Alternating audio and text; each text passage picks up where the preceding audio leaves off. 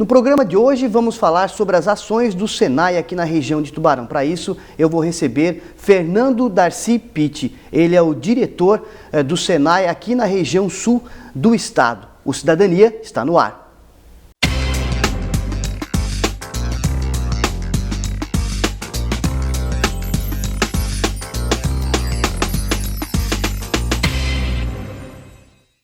Olá, desde já quero agradecer a sua audiência, a sua companhia e mais um programa Cidadania. Hoje vamos conversar sobre educação, sobre tecnologia, sobre produtividade. Para isso eu recebo aqui no estúdio do programa Fernando Darcy Pitti, ele que é diretor regional, vamos dizer assim, aqui do Senai de Tubarão, falando um pouquinho sobre essas ações da escola. Fernando, mais uma vez agradeço a participação aqui no programa Cidadania, para informar os nossos telespectadores das tendências relacionadas à educação e também da educação mais técnica, que é o que o Senai trabalha. Obrigado pela participação. Obrigado pelo convite, Marcos. Obrigado a todos e para nós é um prazer estar levando para toda a comunidade as informações a respeito das novas tendências, as profissões do futuro, tá falando para o nosso jovem, para os pais dos nossos jovens aqui da nossa região, como se preparar para esse novo mundo, para essa nova era que já se iniciou. Fernando, segundo alguns dados, o Brasil ele ocupa uma colocação interessante relacionada à produtividade mundial. Isso está ligado à tecnologia, à qualificação técnica também? Exatamente, Marcos. O Brasil hoje, infelizmente, ele ocupa a 81ª colocação na produtividade mundial. Ou seja, em produtividade nós somos muito ruins. Existem países aí que são considerados subdesenvolvidos ou de terceiro mundo que tem uma produtividade muito maior do que a do Brasil. E quando a gente fala em produtividade, Marcos, nós não estamos falando em horas trabalhadas, não é o quanto o trabalhador se dedica, porque muitos dos nossos telespectadores devem estar pensando o seguinte: não, mas eu trabalho de manhã, tarde e noite, final de semana. Não é o quanto se trabalha, é o quanto se produz, a quanta riqueza se produz, o PIB por pessoa na nação.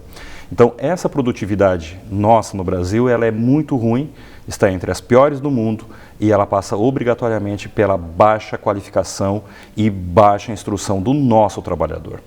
Fernando, relacionado a isso, isso também começa na questão educacional, lá na escola, como é que é essa relação? Exatamente, Marcos. Vamos pegar Santa Catarina como exemplo. Em Santa Catarina são aproximadamente 2.200.000 trabalhadores, em todos os setores. Isso nós estamos falando só dos trabalhadores formais, correto, ou seja, do serviço, do comércio, da indústria, da agricultura.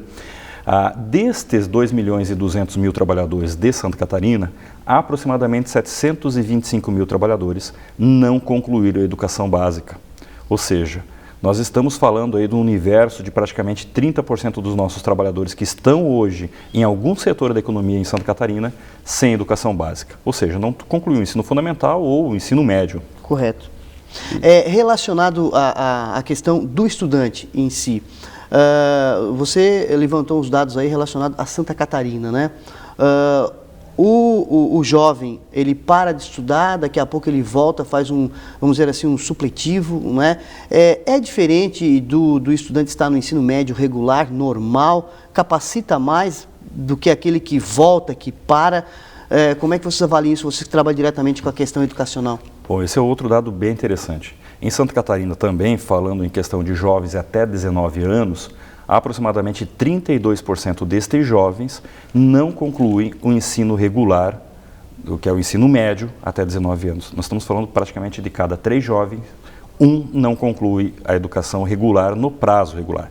Aí, claro, eles vão para o supletivo, que é uma forma de compensar e de buscar essa qualificação básica da educação, da escolarização, mas infelizmente muitos, Marcos, acabam não indo, e é aquele número que a gente vê depois, 725.000 trabalhadores em Santa Catarina sem educação básica concluída. E quando você me pergunta, a educação de jovens e adultos, seja na rede privada, seja na rede pública, compensa o que ele deixou de aprender nos anos regulares da educação fundamental e educação básica? Vai depender muito do trabalhador, vai depender muito desse estudante. Existem estudantes que já com uma idade maior, já maduros, conseguem se dedicar, conseguem buscar e se preparar e fazem a compensação daqueles anos perdidos com poucos prejuízos, inclusive podendo depois cursar uma educação profissional de nível técnico, médio, podendo ir para a faculdade, sem muitos prejuízos. Mas, por outro lado, esses estudantes que vão para supletivos que não se dedicam adequadamente. Então, a pergunta muda, mas depende muito do estudante, o quanto ele vai se dedicar para compensar os seus estudos perdidos. Essa questão da produtividade mundial, voltando ali, tem muito a ver também com a evolução de toda a indústria, de toda essa máquina, né, Fernando, que gira e que move toda a questão da economia, né? Exatamente. Se a gente fazer um rápido retrospecto, nós estamos falando aí aproximadamente em 1800, com a Revolução Industrial, a máquina a vapor, então dá um grande avanço na produtividade mundial. Depois a introdução da microeletrônica, depois a introdução de circuitos integrados, automação.